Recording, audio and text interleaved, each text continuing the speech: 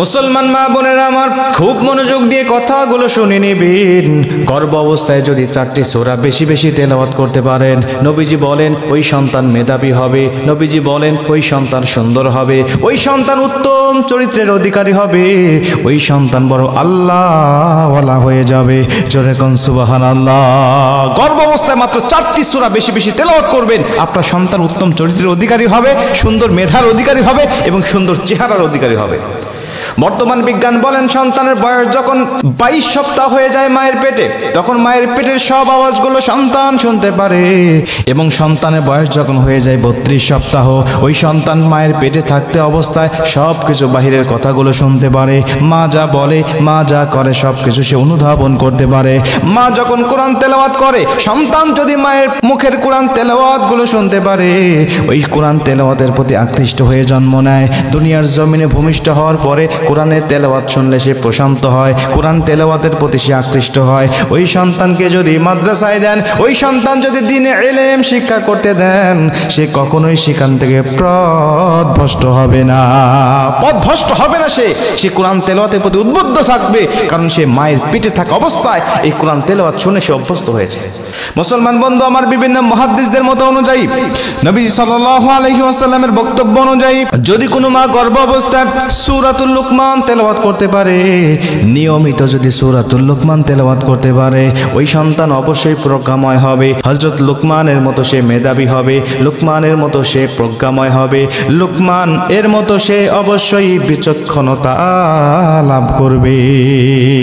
2 নম্বরে যদি সূরাতুল ইউসুফ তেলাওয়াত করতে পারেন, নবীজি সাল্লাল্লাহু আলাইহি ওয়াসাল্লামের বক্তব্য অনুযায়ী 2 নম্বরে যদি সূরাতুল ইউসুফ যদি কোনো মা নিয়মিত তেলাওয়াত করতে পারে, ওই সন্তান ইউসুফ আলাইহিস সালাতু ওয়াস সালামের মতো জিসমানি এবং রূহানি সুন্দর হবে, এবং যদি মেয়ে সন্তান হয় জুলাইখার মতো সে সুন্দরী হবে। এজন্য সূরাতুল ইউসুফ বেশি বেশি তেলাওয়াত করবেন।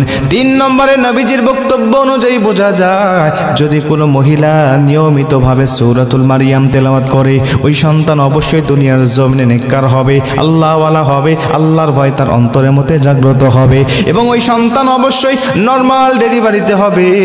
এ মুসলমান বন্ধু আমার, মনোযোগ দিয়ে শুনে নিবেন। এবং যদি কোনো মহিলা সূরাতুল মুহাম্মাদ তেলাওয়াত করতে পারে, আমার নবীজির মতো সে ব্যক্তি অবশ্যই উত্তম চরিত্রের অধিকারী হবে। নবীজির মতো সে ব্যক্তিকে আল্লাহ পাক উত্তম চরিত্র দান করবে। এজন্য মা বোনদেরকে বলতে চাই, যেহেতু অনেক মা বোনেরা গর্ভাবস্থায় বেশি বেশি কোরআন তেলাওয়াত করে থাকেন, এই 4টি সূরা যদি আপনার আমলের মধ্যে প্রতিদিন নিয়ে আসেন, এই 4টি সূরা যদি বেশি বেশি তেলাওয়াত করতে পারেন, সন্তান মেধাবী হবে, সন্তান উত্তম চরিত্রের অধিকারী হবে, এবং আপনার সন্তান সবচাইতে বেশি সুন্দর হয়ে জন্মগ্রহণ করবে।